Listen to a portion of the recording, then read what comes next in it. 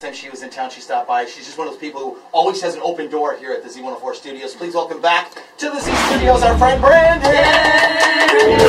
How are you? I'm great. Good. Good. You look good. I do? Yeah. I had to put on a little makeup for y'all. No, you're fantastic. I put on some for you too. Thanks for noticing. I like your hat. Thank you. First of all, congrats on the new hit with you. Chris Brown. It's like such a simple concept. I'm gonna put it down. You You'll fall in love. It's Right. that simple. It's just that There's simple. your pair. When people hear songs that have collabos and things like that on it, they always assume that you're in the studio and Chris is right next to you and you each do your parts next to each other and you high-five each other and you go out for breakfast after. Don't push. But that's not all. I mean, everyone's got schedules. That's not always how it works. Yes. In this case, was it that? Was Chris with you, or was it something where you did your parts, then he was miles away, he did his parts? Well, see, when I did this song, I thought the song was done. Yeah. You know, but Chris Brown, he's a writer on the album, the Yes. new album 211. He wrote a song called Slower. So naturally, he's going to hear the other songs that I Yeah, have yeah. on the album, and he heard Put It Down, and he hopped on it, and I got a call, like, Chris Brown's on the song, he's rapping and he's singing. And I'm Right, like, right. really? Okay. Let's You keep didn't even it, know. Let's clear it. No, I didn't know. When it becomes a big hit like this, is there a protocol for thanking someone for helping you make such a hit record? Like, do you text somebody like, hey, we made a hit? Or do you send them flowers? Or do you just shout them out on the album notes? Or is there a protocol for something like that, or no? Well, I don't think there's a protocol. I think there's an honesty there that, you know, I'm very genuine. I love Chris Brown for, you know, what he's done, because he's helped introduce me to this new generation, you know, all of his fans, and, you know, which is great. So I'm very appreciative, and he knows how appreciative I am of that. Right. And yeah, so. Brandy's in the studio with us. You can follow her on Twitter at 4, that's the number 4. Yeah. So twitter.com, foreverbrandy, and that's the website too, 4, the number 4. Did I say letter 4? Number 4. No, you said number. Foreverbrandy.com. So the new album 211 is a bit of it's a little different for you, because traditionally you're known as a one-man woman when it comes to producers. And this time around, you kind of went to the songwriting and producer buffet and went, I'll take this. Is it easier or harder for you when you do that? Because although you get the best of everything, you also don't get that connection with one producer when you work on an entire album together. To put it into perspective that our listeners will understand, it's like building a house and having 7 different people, each one design a different room in the house. Yes, just like that. Yeah. So actually, it was challenging for me to make the step to do that, because I've been so used to being with one guy, you know, but it was fun for me because I was able to connect with different people, you know, learn different styles and different ways people produce records, and, you know, I love a challenge, and, you know, I'm up for challenges. So well, you did it. I was good with it. I was good with it. You done did it. Thank you. The album is fire. It's 211. It's in stores right now. You done did it. I said it. We're going to have more with Brandy when we come back. We're going to talk about the career. We're going to talk about her personal life. We're going to talk about what kind of underwear she's wearing this morning. All sorts of stuff. Because she said we could. Okay. So that's coming up next. We're here in the studio with Brandy. The show tonight, Portsmouth, Willett Hall, Brandy, Bobby V. And they've been doing this together. It was just D.C. yesterday or 2 days ago, or am I wrong about that? D.C. a while ago? A weekend ago. A weekend ago. Yeah, a Okay. weekend ago. So. D.C. and Baltimore.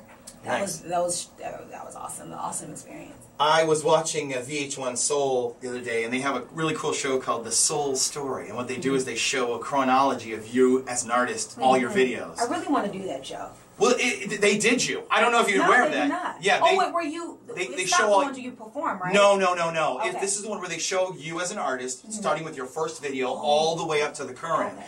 And it's just such an interesting journey, and to see how far you've come, it's like it's amazing. And I guess the first question I have for you, as far as based on your career, is if you had to pick one high point of your career, and I'm going to say this so far, because the Brandy machine has a lot of gas left in the tank. Exactly. But if you had to pick one personal highlight so far, and I'm going to make you be specific, because I know you could say, well, every time I step on stage is the highlight of my career. No, or every morning I wake up is a gift. I'd say that. But what specifically is the moment you go, wow, that so far, that's been it for me. That's the big one. Am I allowed to have 2? Yeah. It's 2 very. No, you're not. You get It's out. for me. Okay. I'll say the Grammy, winning the Grammy for me, and it wasn't televised, thank God, because the way I, you know, when after were my you Grammy, a blubbering mess? I was a blubbering ghetto. When they couldn't get my name out before I just ran to the stage. Oh my God! It was wow. it was crazy. I Yeah. snatched the Grammy from the person Like, that had that's it. mine! Yes, it was. But it was. That's the award that every artist Of wants course. to win, because Yes. you know, from there you're a Grammy award winning. So Yep. that's, you know, that's just, it just made me feel just complete. I'm glad to hear somebody. Complete. I'm glad to hear somebody say that because there's so many people that we interview and we say, you know, you haven't had a #1 song or you haven't had a Grammy yet. Does that bother you? No. I'm glad to hear somebody say. They're lying, right? You're lying. You want I'm cool with the Grammy I got, but I don't want to know. You just want another one. You know, it doesn't define you, but that's #1. What's #2? #2 is meeting and working with Whitney Houston. Oh yeah. Oh, that is just above and beyond. Yeah, above and beyond. Yeah. All right. Most people hate or fear the word regret because you know they'll say, "I don't have any regrets in life. Everything's a lesson." So let me ask you this in a different way: is there a part of your career that, looking back on it now, you think, "Yeah, I probably would have done that differently"? Oh yeah, absolutely. What is it? Balance, and I never would have stopped. Okay. I never just really.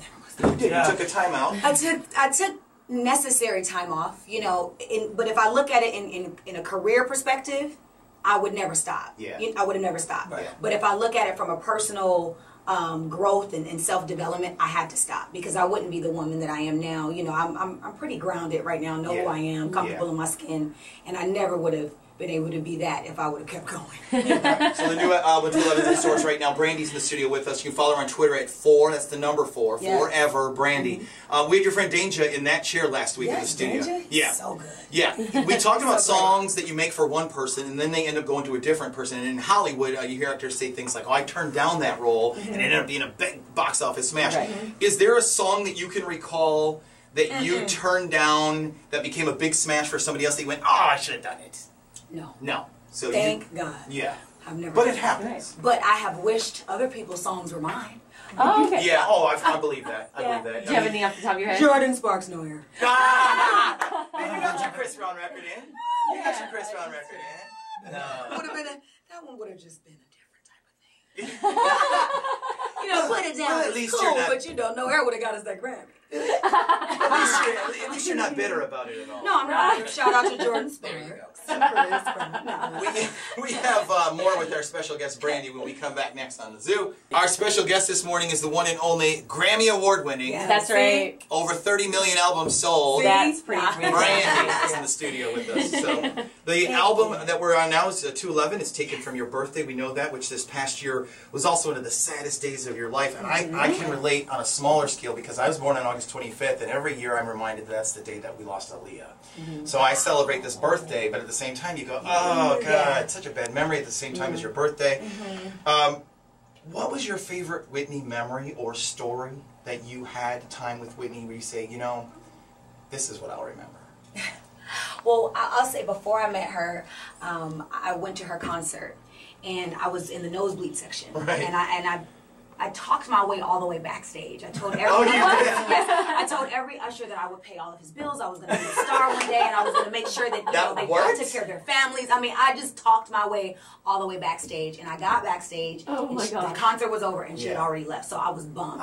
So you know that drove me to continue to strive to meet her. And when I met her, it took me a moment to, you know, realize that she was actually real. Yeah. And it's all on YouTube. It's so funny just to see this 50-year-old kid crying and running, and I bribed them all. But I meant it.